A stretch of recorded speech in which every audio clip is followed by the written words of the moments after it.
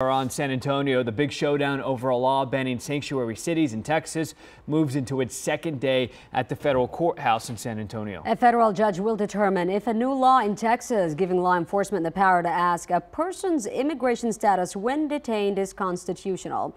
Eyewitness News reporter Marvin Hurst joining us live from the federal court now. And day one, Marvin, I understand, was pretty long and emotional.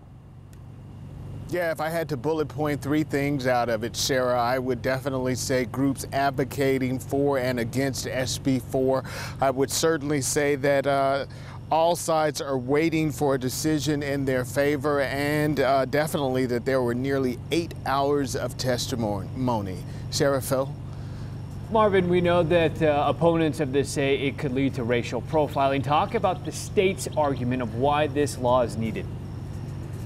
Well, after, speaking with the state, they say that SB4 actually provides more protection against racial profiling. They say law enforcement agents are not going to go out there and start acting as ICE agents. That is not the intent of the law. As a matter of fact, they go on to tell us that this law provides law enforcement the permission to ask for immigration status rather than the requirement to do so.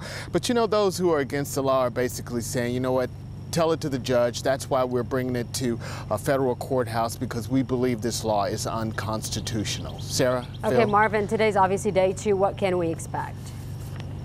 Yeah, more of the same, I believe, Sarah. We had a packed house yesterday. Lots of people, lots of media coming in, just wanting to watch this whole thing play out. I think we will see the same thing today. There will be testimony from both sides, emotional and passionate, for and against the issue, trying to, find out how this will all play out, and it will be left up to a federal judge. The one thing I should say that we shouldn't set ourselves up for is expecting an immediate decision in this case.